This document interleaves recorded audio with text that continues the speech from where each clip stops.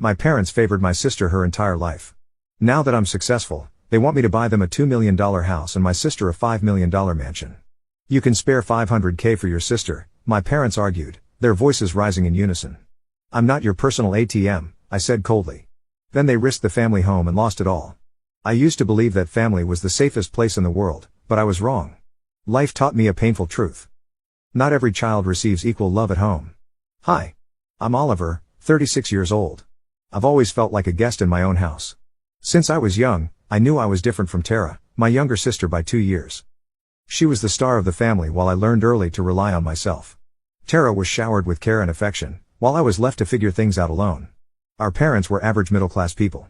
Money was never a big problem. They could afford to raise both of us well. But instead, they placed all their dreams, love and attention on Tara. Whenever Tara asked for something, my parents did everything possible to get it. But if I ever wanted anything, they always had a reason to refuse.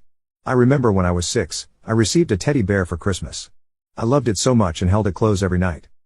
But the moment Tara saw it, she cried and begged for the same one. Without hesitation, my father grabbed it for me and gave it to her. I burst into tears. All he said was, "Oliver, you're the older brother. You should give it to your sister." My mother nodded in agreement, not concerned about my feelings.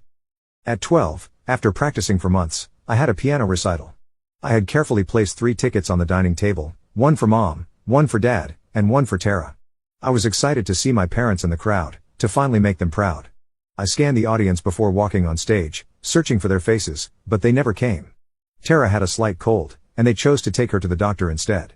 My teacher drove me home afterward, trying to console me with words that couldn't fill the empty space my family should have occupied.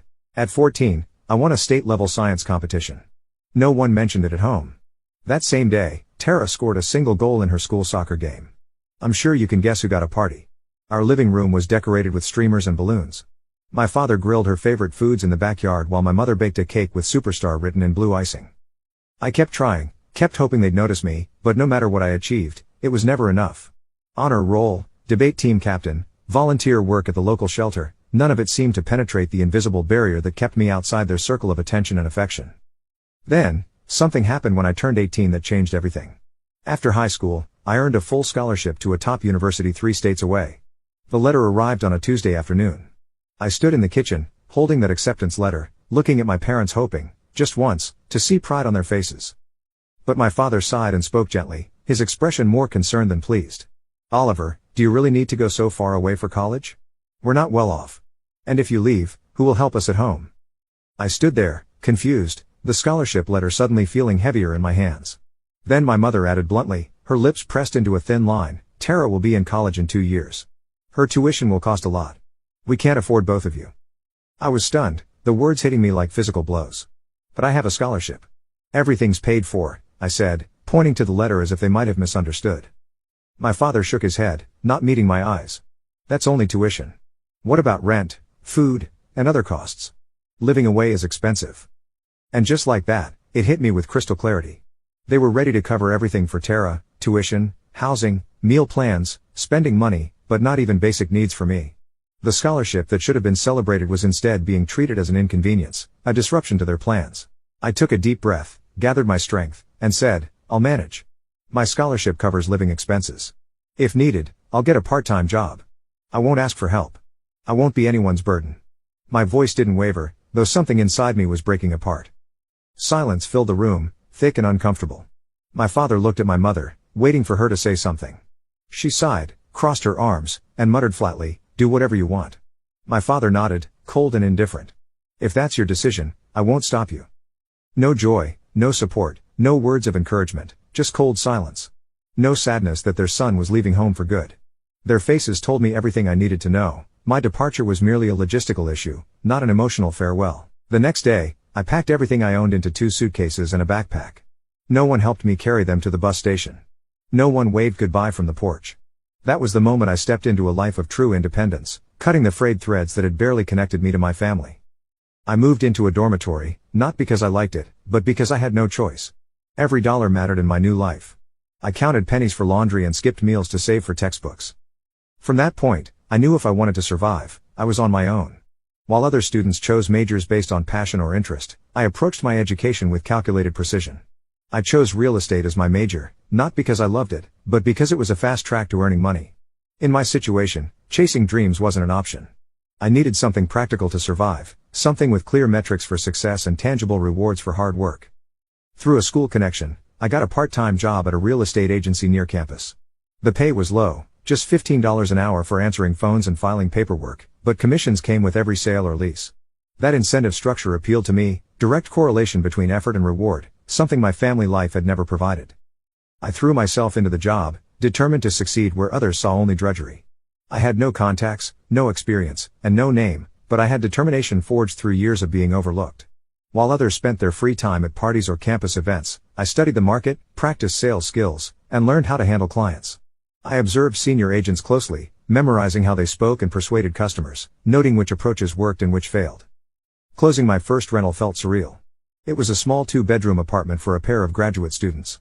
When I saw that $200 commission in my account, I stared at it in disbelief. For the first time, I earned real money through my own efforts, without begging or being made to feel guilty for having needs. That job paid my bills and covered my needs while I continued my studies with single-minded focus. I started budgeting, saving, and planning every expense carefully.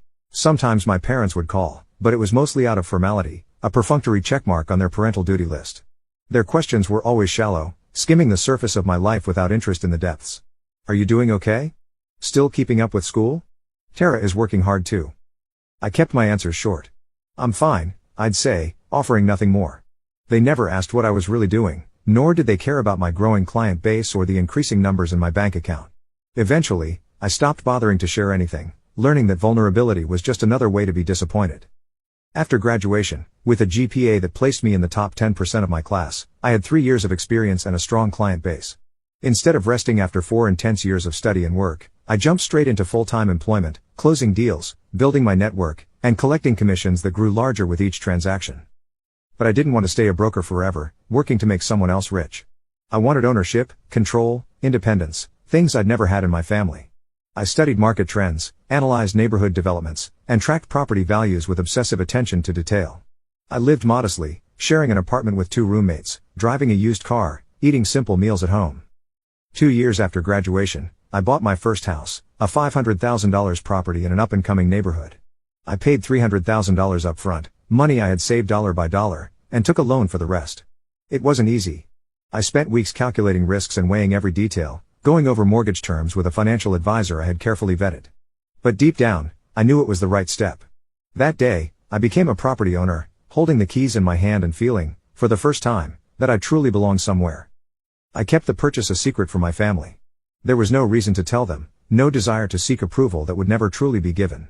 It was my achievement and it felt right keeping it to myself, protected from their indifference or, worse, their sudden interest now that I had something they might want. That first property became the beginning of something bigger than I had initially imagined. I didn't stop with one success. I kept working, investing, and expanding. I rented out the house, using the income to secure a second property, then a third. Within 5 years, I owned several apartments, commercial spaces, and even started investing in hotels. By 28, I had nearly everything I dreamed of: financial security, professional respect, and a growing empire that responded to my vision. Meanwhile, Tara, my sister, couldn't hold a job. She had graduated from a private college, fully funded by my parents, who took out a second mortgage to cover her expenses, with a degree in communications but no clear career direction. She jumped from one place to another, never lasting beyond 6 months. Administrative assistant, social media coordinator, event planner, each position ended with her quitting or being let go for reasons that were never her fault. Every time she failed, my parents made excuses, creating elaborate narratives that absolved her of responsibility. She just hasn't found the right job yet, they'd say. That company didn't see her potential. She's young. She can try different things. They never once held her accountable for her choices or encouraged her to develop persistence or resilience. I never planned to reveal how far I'd come, but no matter how hard you try, some things eventually surface. 2 years ago, my father sent me a short message: "Are you free tomorrow? Come home for dinner." No greetings. No questions about my life or well-being. Just a cold invitation, like I was a stranger they were politely accommodating. I almost declined, my finger hovering over the maybe another time response I had drafted. But I hesitated, something in me still seeking what I had been denied for decades. Maybe this time, I thought, they genuinely wanted to see me, to bridge the gap that had grown between us. I reached their house at 7 p.m., parking my modest sedan in the driveway. Everything felt unchanged as I walked up the familiar path to the front door. The house, the air, the way they looked at me like I never left, like I was still the invisible son who existed on the periphery of their attention. Dinner was typical, almost a replay of every meal we'd shared since I was a child. Conversations revolved around Tara, her latest job prospect, her dating life, her plans for the future. Tara is trying out a new job at a marketing firm, my mother said proudly, passing the potatoes.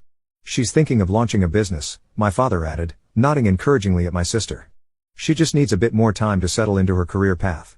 I listened quietly, nodding at appropriate intervals, asking polite questions that were expected of me. None of it surprised me. This was the family dynamic that had shaped me, the golden child and the afterthought, roles cast in concrete before I was old enough to understand the pattern. Then, an unexpected moment shifted everything. While I was in the kitchen grabbing water, my phone buzzed on the dining table where I had left it. I heard it but ignored it, knowing I could check it later. Tara didn't share my restraint. "Hey, did your girlfriend text?" "Let me check," she smirked, grabbing my phone with the casual entitlement she had always displayed toward my belongings. The screen lit up, showing notifications that couldn't be missed. Tara read it instantly, her expression morphing from playful curiosity to stunned disbelief. Before I could stop her, she read it aloud, her voice rising with each word. Contract confirmed. Hillside Retreat Resort purchase. $1,200,000. Silence swept across the room like a sudden frost. My mother blinked rapidly, her fork suspended halfway to her mouth. My father put down his chopsticks, staring at me as if seeing a stranger. Tara chuckled dryly, folding her arms across her chest, her expression a mix of shock and something darker, more resentful. "Are you serious? $1,200,000 for a resort?" she asked, her tone suggesting she expected me to deny it, to explain it away as a joke or a mistake. No one spoke. Calmly, I took my phone, turned off the screen, and faced them. Their eyes screamed shock, disbelief, even resentment, emotions that shouldn't accompany a family member's success if love were truly unconditional. My father's voice trembled slightly when he finally spoke. "Oliver, is this real?" I nodded slowly. "Yes. I bought a small resort property." My mother's voice turned cold, accusatory. "Where did you get that kind of money?" I stayed silent, waiting for the question that would inevitably follow. As expected, Tara sneered, "How long have you been keeping this from us?" The tension thickened, almost palpable in the dining room that suddenly felt too small.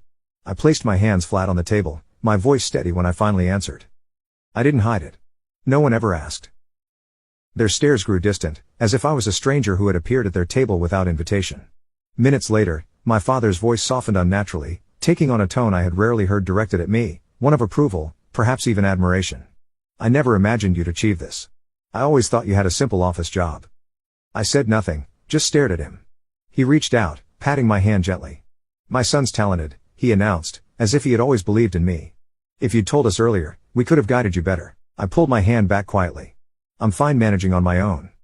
He glanced at my mother and smiled, a conspiratorial look passing between them. "What do you think? Shouldn't we move to a better house now? This place feels too small and outdated. It's only fair now that Oliver is doing well." My mother nodded, sipping her wine thoughtfully. "There's a beautiful estate in the suburbs, big yard, garden, spacious rooms. Cost about $2 million.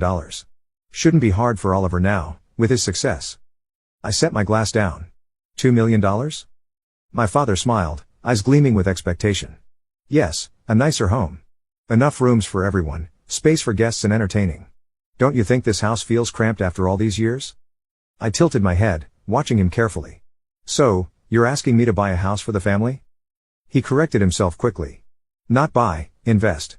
The house stays in your name, but we'll live there together. You're the successful one now. It's only fair you help out a little." I let out a dry laugh. His words sounded more like a business proposal than a family discussion, as if he was trying to pitch a profitable deal rather than asking his son for a multi-million-dollar gift. Before I could reply, Tara spoke, her tone calm but filled with expectation.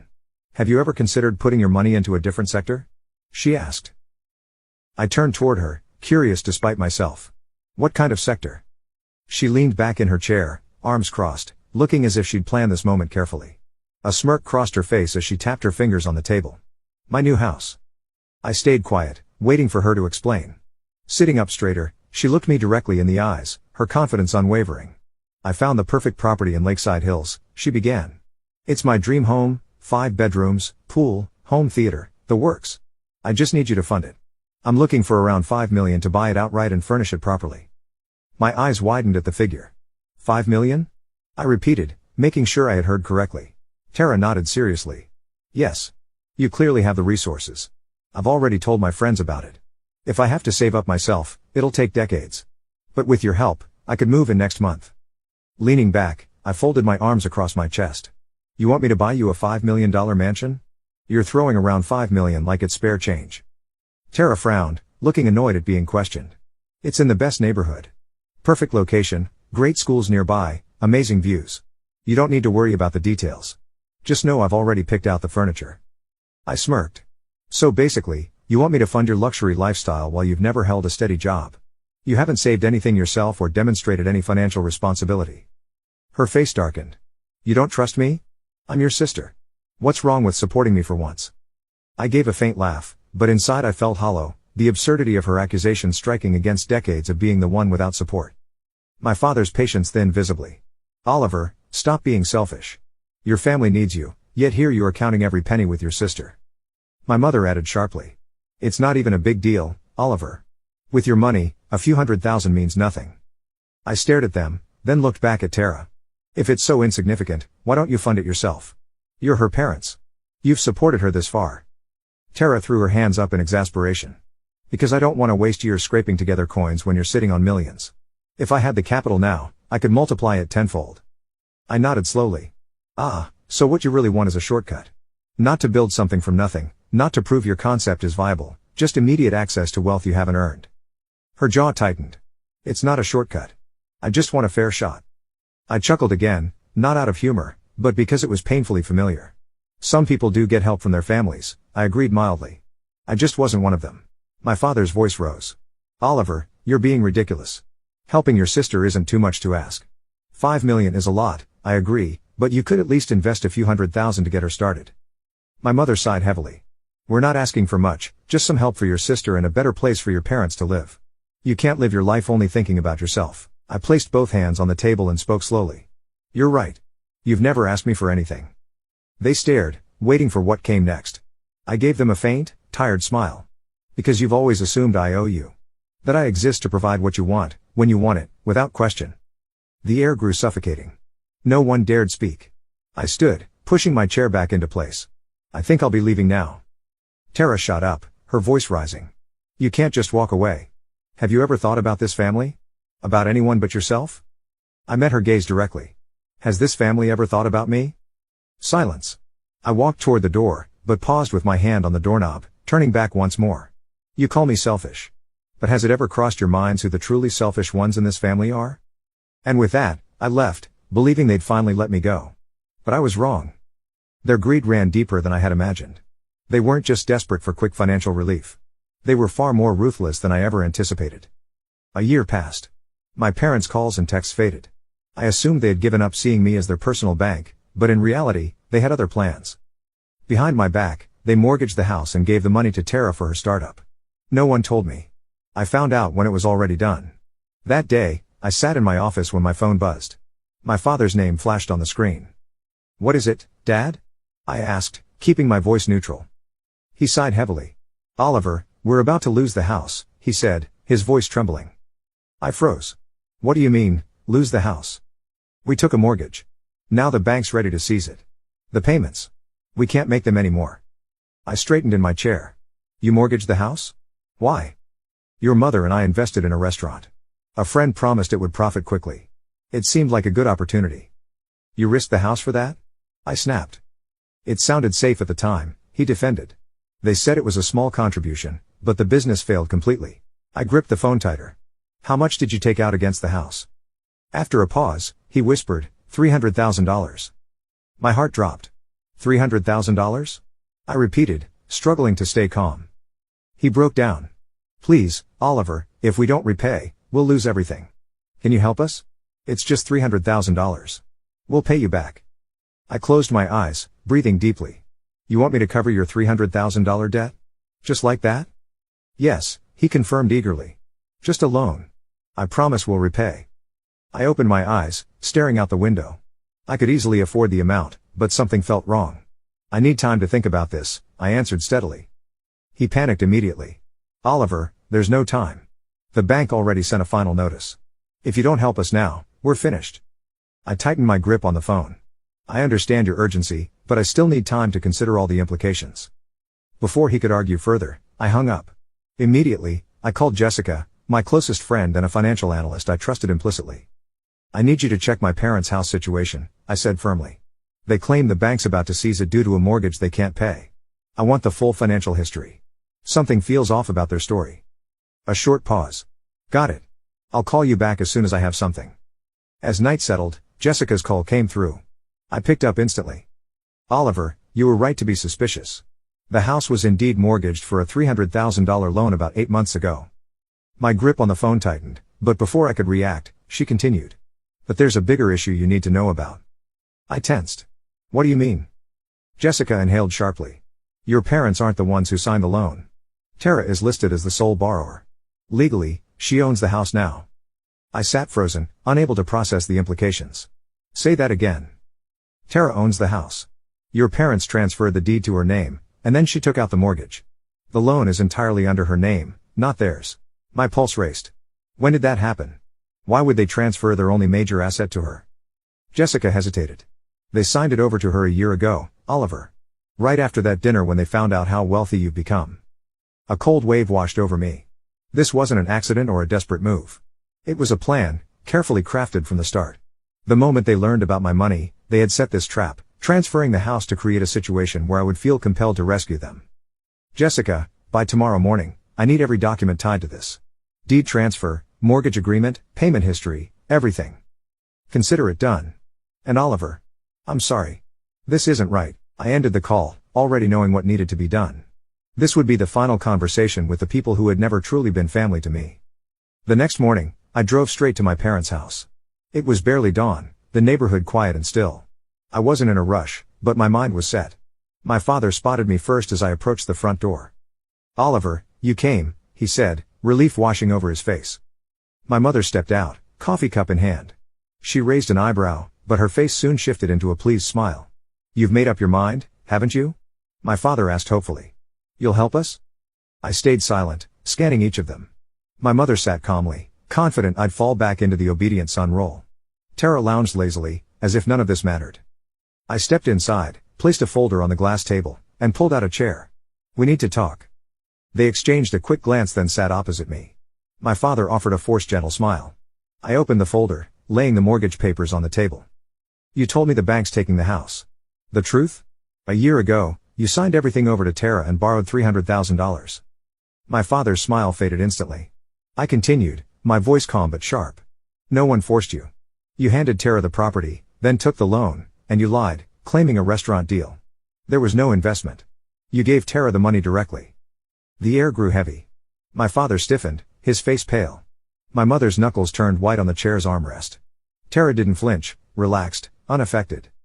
My father finally muttered, voice trembling. None of that matters now. What matters is we need your help to save the house. I let out a cold chuckle. So you lied. Thinking if I believed you were cornered, I'd just hand over the money without asking questions. My mom cleared her throat, her patience running out. Oliver, you're making this a bigger deal than it is. The money is already spent. What matters now is whether you'll help your family. I leaned forward, resting my elbows on the table and met their eyes. No. What matters is that you lied to me. My dad blinked quickly as if shocked by my words. Tara let out a dry chuckle and crossed her arms. So what? You can still help? I turned to her, my eyes filled with disgust. Tara, this is your problem. You took out the loan, wasted all the money, and now you expect me to fix it? She shrugged, completely unbothered. You can help. You have millions. $300,000 is nothing to you. My dad nodded eagerly. That's right, Oliver. Family is supposed to help each other, isn't it? I let out a short empty laugh and crossed my arms. Family? Where was my family when I struggled to pay for college? When I worked endlessly to buy my first home? Did either of you ever ask how I was? Did you care when I built my career from nothing? My mom clenched her jaw, her voice turning cold. Oliver, you're being selfish. My dad quickly added, you have all this money, but refuse to give your parents just $300,000. Do you even have a heart? I didn't blink. I didn't look away. If it's such a small amount, why don't you make it yourselves? My dad opened his mouth to argue, but said nothing. I looked at them. People who used to be my family, but now were just strangers full of greed. I took a deep breath and spoke. If you agree to sell this house to me, I'll think about buying it and letting you stay. My dad's face went blank, as if he couldn't process what I said. My mom's expression darkened. Tara shot up from her seat, staring at me, speechless, for the first time. I kept my voice calm. If you just need a place to live, I'll take care of it in the most practical way. But if you think I'll keep letting you take advantage of me, don't waste your time. My mom's knuckles turned white as she gripped the table. Then suddenly she grabbed a glass and threw it to the floor. The sharp crash echoed through the room. She stood up, face red with anger. You are no son of mine. Get out. My dad gasped, staring at her. Tara sat frozen, disbelief in her eyes. I looked at my mother, my expression empty. No anger, no sadness, no pain, just nothing. I turned and walked to the door. This time, I didn't look back. The door shut behind me. They created this mess, and this time, I wasn't coming back to fix it. I thought it was over. I let them keep the house, but they refused to accept my terms. After that, I never called, texted, or checked on them. It wasn't my problem anymore. Then, a week later, an email from my lawyer appeared in my inbox, lawsuit for parental support. I opened it, my stomach dropping as I scanned the contents. They were suing me. They wanted me to send them money every month, saying I was responsible for them because I was their son. They claimed they had sacrificed so much for me. They accused me of being selfish, reckless, and abandoning them in their time of need. They even claimed they had no home, no income, and that I was legally required to support them for the rest of their lives. I smirked. A cold, empty smile. Had they really gone this far? I used to think their greed had limits. I was wrong. They didn't just want my money, they wanted to force me to pay for their mistakes. I grabbed my phone and called my lawyer. My voice was calm, but sharper than ever. They want to fight in court? Fine. I'll make sure they never forget this lesson. Preparing for the trial didn't take long. My parents thought they could use the law to force me to support them, but they forgot one thing: I wasn't the same helpless boy they once controlled. On the day of the hearing, I arrived right on time, walking into the courtroom with complete confidence. My parents were already seated. My father looked older, his face filled with bitterness. My mother sat stiffly, her expression cold. I felt nothing. No sadness, no anger, no pain, just disgust. Their lawyer started with a dramatic speech, painting them as poor, helpless parents who had given up everything to raise me, only to be abandoned. He pointed out that I was wealthy and claimed that giving them $5,000 a month would be nothing for me. $5,000 a month. Even now, they were still trying to take from me. They made me sound like a heartless son who had cruelly thrown his parents away. Then, my lawyer stood up. With a calm, steady voice, he laid out the facts. My parents chose to mortgage their house. They signed it over to Tara, not me. The $300,000 loan was hers, not mine. Since I was 18, I had never received a cent from them. Legally, I owed them nothing. The judge checked the documents, then said firmly, "There is no legal reason for the defendant to provide financial support. This case is dismissed." One sentence. It hit them like a shockwave. My father turned pale, lips shaking. My mother clenched her fists. Tara, who always acted like nothing bothered her, looked truly afraid for the first time. They had bet everything on this lawsuit, and they lost. As the trial ended, I stepped closer to them and met their eyes. In a quiet, steady voice, I said, "This is the last time we'll ever see each other. I gave you a chance, and you threw it away." My father gasped, tears rolling down his face. "Oliver, you can't just leave us like this." I smirked. "You left me a long time ago." I turned and walked away. They hadn't just lost money. They had lost their only son. A year passed. I never heard from them again. No calls. No messages. No fake apologies.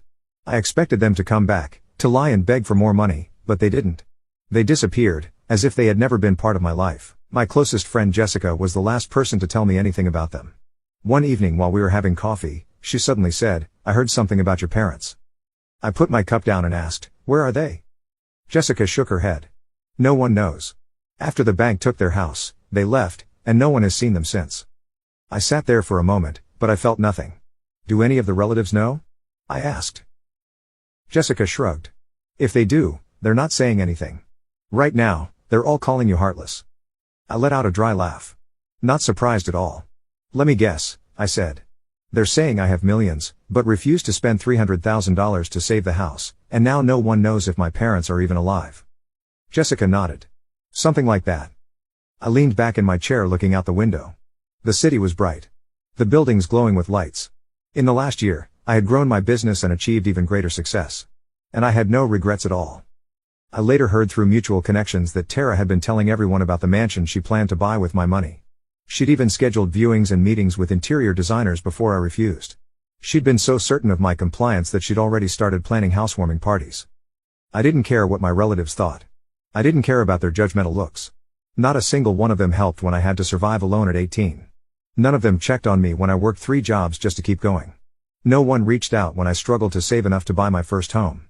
So why should I care about their opinions now? Months passed. My business continued to grow.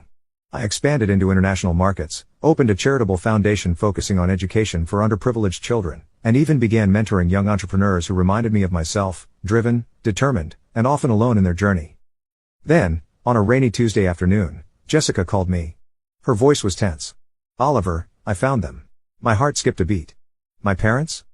"Yes," she confirmed. "They're living in a small apartment on the other side of the city. Your father had a stroke 3 months ago. They're struggling financially.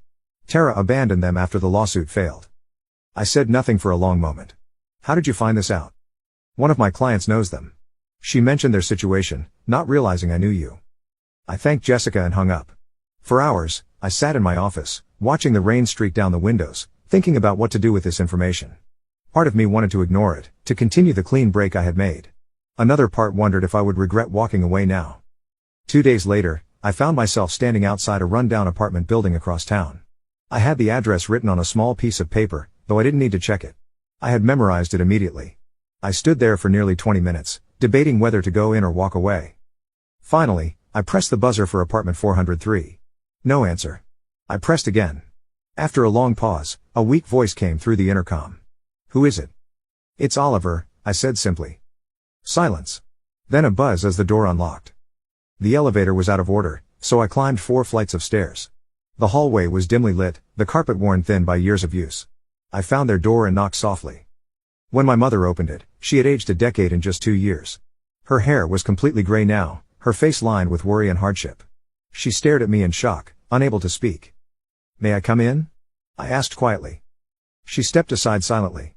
The apartment was small, 1 bedroom, a tiny kitchen, and a living room barely large enough for a couch and a TV. My father sat in a recliner by the window, a blanket over his legs. The right side of his face drooped slightly. He turned when I entered, his eyes widening in disbelief. "Oliver?" he whispered, his speech slurred from the stroke. I nodded, standing awkwardly in the center of the room. No one spoke for what felt like an eternity. Finally, my father broke the silence. "Why are you here?" A simple question with a complicated answer. I took a deep breath. "I heard about your stroke," I said. "I wanted to see how you were doing." My mother laughed bitterly. "Now you care? After 2 years of silence?" I met her gaze steadily. "You sued me. You tried to force me to support you. What did you expect?" My father shifted in his chair. "We were desperate," he admitted. "We lost everything." I looked around the small apartment, at the medication bottles lined up on the kitchen counter, at the past due notices partially hidden under a magazine. "Where's Tara?" I asked, though I already knew the answer. My mother's face hardened. "She left. Once the money was gone, she had no use for us either." The irony wasn't lost on me. The daughter they had sacrificed everything for had abandoned them the moment they couldn't provide for her anymore. My father coughed, a harsh, painful sound. "We made mistakes, Oliver," he said slowly, each word an effort. "We favored Tara. We took you for granted. We were wrong." I stood there, processing his words, the first acknowledgement of wrongdoing I had ever heard from either of them. It wasn't a full apology, but it was something. More than I had expected. "Yes," I agreed simply. "You were." My mother's eyes filled with tears. "Are you here to remind us of that? To see us suffering and feel justified?" I shook my head. "No. That's not why I came." "Then why?" she demanded. I looked out the window at the gray sky, gathering my thoughts. "I came because I needed to see for myself that you were okay," I finally said. "Not great, clearly, but alive. And I came because I wanted to know if I would feel anything when I saw you again." "And do you?" my father asked, his voice barely audible. I considered the question honestly. "I don't know yet," I admitted. "I spent so many years hoping you would see me, really see me. Then I spent more years trying to stop caring whether you did or not. I'm not sure what I feel now." I reached into my pocket and pulled out a business card, placing it on the coffee table. "This is my attorney's contact information. Call him tomorrow. He'll arrange for your medical expenses to be covered and find you a better place to live." My mother stared at the card. "Why would you help us now? After everything?" "I'm not doing it for you," I said truthfully. "I'm doing it for me. Because I don't want to be the kind of person who could walk away knowing you needed help, even after everything you did. That's not who I am. I moved toward the door, then paused. I don't know if we'll ever have a relationship again. I don't know if that's even possible after everything that's happened. But I do know I don't want you to suffer. My father tried to stand, but his weakened legs wouldn't support him. Son, he began, his voice breaking. I raised a hand to stop him. Don't thank me. Don't make promises. Just call the lawyer tomorrow. As I walked back down those 4 flights of stairs, I felt lighter somehow. Not healed, I doubted that would ever happen completely, but clearer. I had broken the cycle. I had chosen to be better than what had been done to me, not out of obligation, but out of my own sense of what was right. Outside, the rain had stopped, and a faint rainbow arched across the eastern sky. I stood on the sidewalk for a moment, looking up at it. Then I walked to my car and drove away, toward the life I had built for myself. I don't know what will happen with my parents. Maybe we'll slowly rebuild some kind of relationship. Maybe we won't. But for the first time in my life, I know with absolute certainty that their approval doesn't define me. Their love, or lack of it, doesn't determine my worth. I built myself from nothing. I am enough, exactly as I am. And that knowledge, hard won through years of pain and work, is something no one can ever take away from me again.